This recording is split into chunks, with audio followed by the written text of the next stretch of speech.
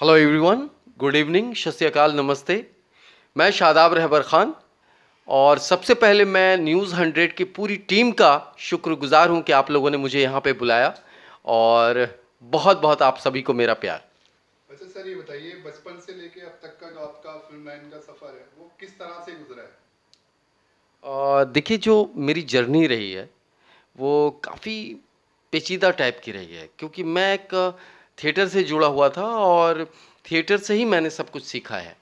और मेरे थिएटर का नाम है कालिदास रंगालय, जहाँ मैंने सीखा है और आज तक सीख ही रहा हूँ। मतलब इतना है कि थिएटर से निकलकर कैमरे की रोशनी में, लाइट की रोशनी में आ गया हूँ, कैमरे के लेंस में तो कवर किस हो रहा तरह हूँ। से आए थे आप फर्स्ट टाइम मुंबई? मतलब किस तरह से आए थे और कहाँ रहे, किस तरह से सरवाइव किया? अ, देखिए, जो सबसे पहले मैं आया था मुंबई 2001 में आया था। मैं 1.5 महीना रहा। मेरे गांव के कुछ लोग थे, उसमें से एक नाम था शमशेर। तो वो शमशेर भाई का जरी का काम होता था। मालूनी एक जगह है, 5 नंबर, मलाड वेस्ट में। तो वहाँ हम तकरीबन 1.5 महीना रहे थे और हम फिर चले गए थे। यहाँ का कुछ माहौल देखा और उस वक्त मेरी उम्र काफ़ी कम थी। मैं महज 17 साल का था और मैं फिर चला गया था। अच्छा, फैमिली सपोर्ट रहा था? मतलब जब आप आए थे फैमिली ने सपोर्ट किया कि नहीं किया? नहीं, ये बात नहीं रही मेरे साथ कभी। इस लाइन में रहने के लिए कोई सपोर्ट नहीं रहा। हाँ, वालिदैन हैं हमारे, तो उनकी दुआएं हमेशा रही हैं। अच्छा, पहला ब्रेक आपने जो किया था वो किस तरह से आपको पहला ब्रेक मिला था? कितने समय मेहनत करने के बाद मिला था और कौन सा पहला ब्रेक आपको मिला था? पहला आ, काम। देखिए, सबसे अव्वल तो मैं जहाँ थिएटर में था, मैं पटना से हूँ और पटना में जो मेरा थिएटर था, बिहार आर्ट थिएटर, मैं वहाँ थिएटर करता रहता था और सबसे पहला जो मैंने कैमरा फेस किया वो पटना में ही किया है। उस वक्त एक सीरियल आया करती थी पटना दूरदर्शन पे। उस टाइम डीडी बिहार नहीं हुआ था और पटना दूरदर्शन ही था। तो वहाँ के ओरिजिनल चीज़ें वहाँ पे दिखाई जाती थी। तो उस पे मैं एक सीरियल करता था, चुटकी भर सिंदूर। तो वहाँ के जो डायरेक्टर थे वो आकर के हमारे थिएटर में आकर के कास्टिंग करते थे और वहाँ से लोगों को लेते थे, एक्टर्स को लेते थे। थिएटर करते हुए लोगों को देखते थे और वहाँ से लेते थे। तो कैमरा मैंने फेस पटना में ही किया था। तो मुंबई का पहला ब्रेक कौन सा था? मुंबई में जो मेरा पहला ब्रेक था वो बी आर फिल्म्स की एक सीरियल आती थी, आप बीती। तो उसके लिए ये अपना एसवी रोड पे एक रूबी हॉस्पिटल है जोगेश्वरी में, वहाँ पे बी आर फिल्म्स की एक स्टूडियो है। तो वहाँ जाना हुआ और मैंने देखा कि वो लिखा हुआ है कि स्टूडियो है और बी आर फिल्म्स है। तो मैं खड़ा था, एक डायरेक्टर थे राजू देसाई साहब। मैं वॉचमैन को कह रहा था कि भाई मुझे अंदर जाने दो, मैं एक्टर हूँ। तो मैं एक्टर हूँ, वो मुझे अंदर नहीं जाने देता था और इत्तेफाक से वो डायरेक्टर साहब आ रहे थे और गाड़ी पर थे वो अपने। उन्होंने देखा मुझे, बोले कि भाई क्या बात है, क्यों ज़िद कर रहे हो? तो मैंने बोला कि सर मैं एक्टर हूँ और ये मुझे अंदर नहीं आने दे रहे। तो बोले एक्टर हो तो अंदर आ जाओ। अंदर गया मैं, तो उन्होंने बोला कि एक ये सीन कुछ चल रहा था, उन्होंने कट किया, बोले कि इसको 2 मिनट परफॉर्म करने दो। तो मैं उन्होंने पहले मेरे बारे में जाना, उन्होंने पूछा मुझसे कि मैं क्या हूँ, क्या करता हूँ, कैसे करता हूँ, कहाँ सीखा। जब मैंने उनको ये जवाब दिया तो उन्होंने मेरा मतलब एक छोटा सा ऑडिशन लिया कैमरे के सामने, बोले, और एक क्यू उन्होंने दी थी और उसका रिप्लाई दिया था मैंने। अच्छा, पहला फिल्म का ब्रेक कौन सा था आपका? पहली जो फिल्म है मेरी वो है फाइनल मैच। वो मेरे डायरेक्टर संतोष बादल जी ने मुझे दिया था उसको।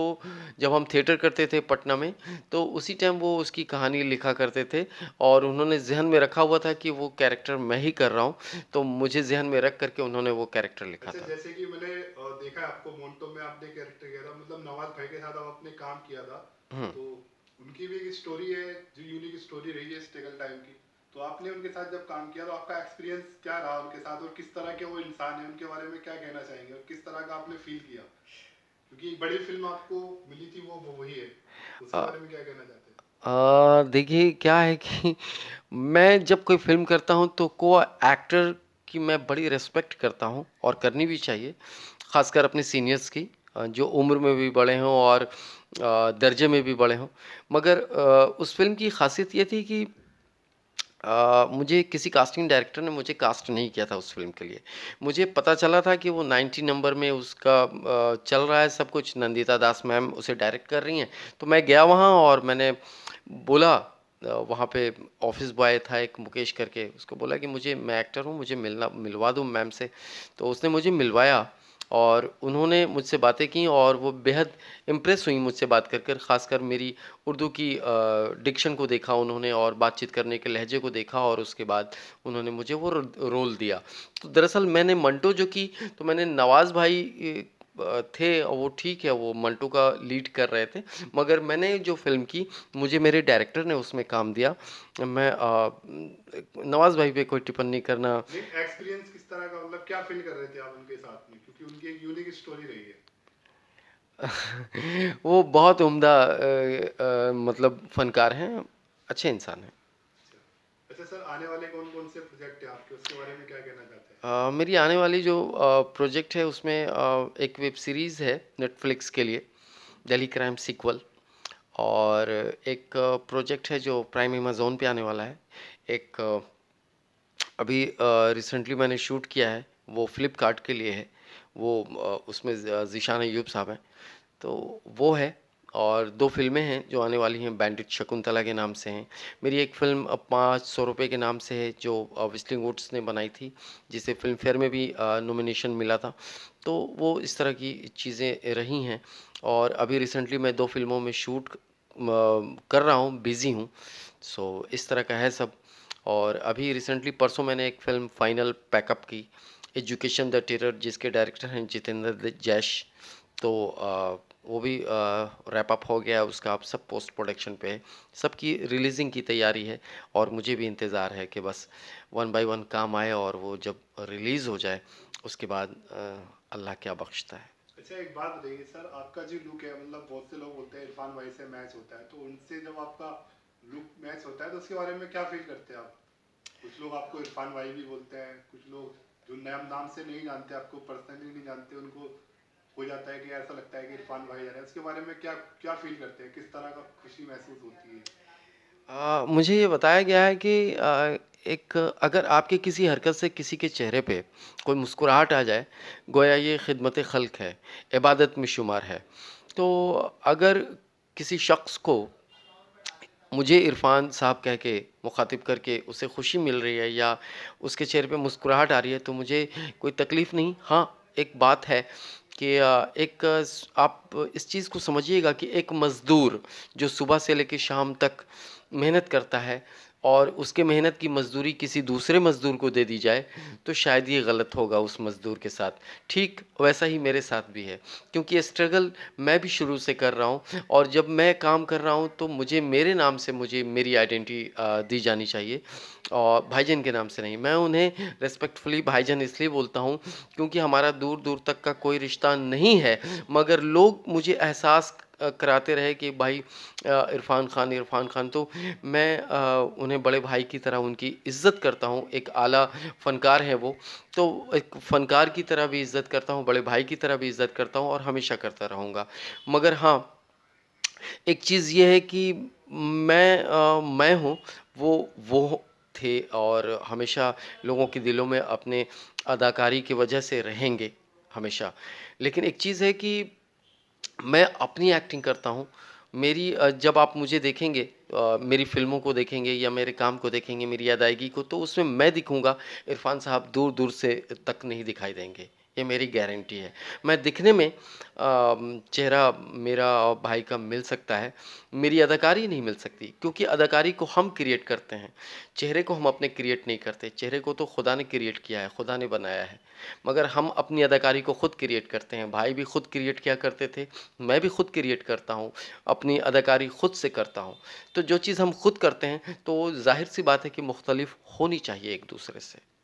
अच्छा सर, ये बताइए, जैसे कि इंडस्ट्री में काफ़ी सारे आर्टिस्ट हैं, लोग आते हैं मुंबई, सबसे पहले तो अपनी ज़िंदगी को जीने के लिए या मतलब अपना दिल लगाने के लिए लोगों को प्यार हो जाता है। तो पहले कभी आपको प्यार हुआ है, कोई गर्लफ्रेंड रही है मतलब जिससे आपको दिल से प्यार हुआ हो गया, हाँ भाई मैं शादी इसी से करूँगा, या उसने कोई सपोर्ट किया हो फ्यूचर में, इसके लिए कुछ बोलना चाहते हैं? देखिए, प्यार हुआ था इसीलिए एक्टर बना। एक्टर बनने के बाद प्यार नहीं हुआ। ये एक फैक्ट है क्योंकि मेरी जो गर्लफ्रेंड हम नहीं कहते, मैं उनके लिए आशिक और वो मेरे लिए माशूक थीं। लेकिन इत्तेफाक की बात, प्यार मुझे हुआ था, उन्हें मुझसे प्यार नहीं हुआ था क्योंकि मैं काला कोयला सा, दुबला पतला सा। जाहिर सी बात है कि लड़कियों को स्मार्ट लोग पसंद आते हैं और मैं कहीं से दूर दूर तक स्मार्ट नहीं दिखता। तो उन्हें मुझसे प्यार नहीं था मगर मुझे उनसे प्यार था। वो मेरे घर के मतलब बहुत नज़दीक रहती थी, तकरीबन वॉकिंग हम समझ लें तो 15 मिनट्स की डिस्टेंस पे उनका घर था जो मेरे मोहल्ले से होकर वो गुज़रती थीं। नाम लेना मुनासिब नहीं है और हर किसी की आबरू होती है अच्छा, बस। शादी हो गई आपकी सर? शादी की आपने? शायद ऐसा सुना है। मतलब शादी जब की तो गर्लफ्रेंड और बीवी में क्या अंतर दिखता है आपको? अ, प्यार और सच्चाई में क्या अंतर कहना चाहते हैं बीवी से भी? देखिए क्या है कि बीवी और गर्लफ्रेंड ये दो अलग चीज़ें हैं। बीवी आपकी आबरू होती है, गर्लफ्रेंड एक दूसरी लड़कियों की आप जितनी इज्जत करते हैं गर्लफ्रेंड की भी उतनी इज्जत आपकी करते हैं। वाइफ आपके प्रोफेशन के हिसाब से आपको कोऑपरेट करती है कि नहीं करती है? हाँ, बेशक करती हैं। उनको कोई एतराज मतलब होता है ना लड़कियों का, भाई इसके साथ को सीन क्यों किया, आपसे क्यों मिले, तो क्यों बात कर रहे हो, किसका फोन आया, ऐसी नहीं, कोई बॉन्डेशन कुछ कहना चाहेंगे? नहीं वो बहुत सुलझी हुई हैं और बेहद सुलझी हुई हैं, वो समझती हैं सब।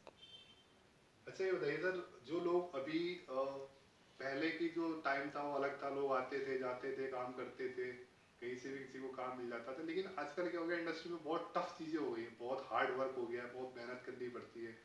जिनके बाप दादा इंडस्ट्री में, उनको तो मिल जाता है सपोर्ट, काम मिल जाता है। तो अभी जो लोग आते हैं या आना चाहते हैं या एक्टर बनना चाहते हैं, कुछ लोगों ने सीखा है कुछ लोगों ने नहीं सीखा, तो उन लोगों के लिए क्या एडवाइस देना चाहते हो आप, क्योंकि आपके अपने एक्सपीरियंस के हिसाब से? देखिए क्या है कि जब हम मुकाबले में जाते हैं, जैसे कहते हैं कि युद्ध में जाते हैं, लड़ने के लिए जाते हैं, तो हमें पूरी तैयारी से जाना चाहिए। जैसे कहते हैं, अस्त्र शस्त्र वस्त्र अगर इंसान के पास ना हो और वो युद्ध के मैदान में हो तो किससे मुकाबला कैसे करेगा वो बंदा? हाथ से थोड़ी करेगा। उसके पास अगर औजार ना हो तो जाहिर सी बात है कि वो मारा काटा जाएगा। अगर उसके पास वो सारी चीज़ें ना हो, नेस्तो नाबूद हो जाएगा। तो इसलिए हम जब इस फील्ड में आते हैं तो हमें वो सारी चीज़ों को लेकर के आना चाहिए जिनकी हमें ज़रूरत पड़ती है। हमें अपनी एक्टिंग स्किल को स्ट्रॉन्ग करके आना चाहिए। हमें ये मालूम होना चाहिए कि मुअन्नस मुज़क्कर क्या है। हमें ये मालूम होना चाहिए कि डिक्शन किसे कहते हैं। हमें ये मालूम होना चाहिए कि वॉइस मॉड्यूलेशन किसे कहते हैं। बिना किसी चीज़ की ट्रेनिंग के यूँ ही नहीं कि हम सुबह उठे और ख्वाब में देखा था और हकीकत में उन अफ़सानों को बदलने के लिए हम चले आए, ऐसा कतई नहीं होना चाहिए। अच्छा सर, इस टाइम जो पब्लिक आपको देख रही है न्यूज़ 100 के माध्यम से, जो जनता आपको देख रही है, सुनेंगे जानेंगे, उनसे आप क्या कहना चाहते हैं ऑडियंस से अपने लिए? कहते हैं कि खुदा कामयाबी देता है और बेशक खुदा ही देने वाला है।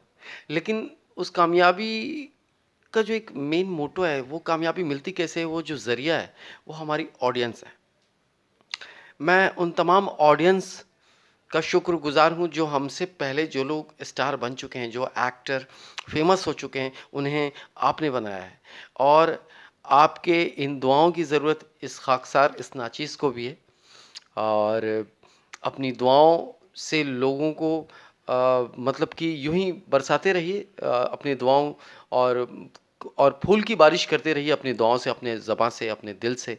बस लोगों पे आप हैं तो एक एक्टर हैं या दुनिया का कोई भी फेमस क्यों, आप हैं तो एक्टर हैं, स्टार हैं, पूरी इंडस्ट्री है। आप नहीं तो कुछ भी नहीं। तो इसलिए आपसे गुजारिश है कि आप ज़्यादा से ज़्यादा जो भी लोग आपको दिखते हैं टैलेंटेड लोग, आप उन्हें लाइक करें, सब्सक्राइब करें ऐसे चैनल पे जो न्यूज़ 100 पे जो भी आप देखते हैं, यहाँ लाइक सब्सक्राइब करें और उन्हें ज़्यादा से ज़्यादा शेयर भी करें और अपनी मोहब्बतों से नवाजें।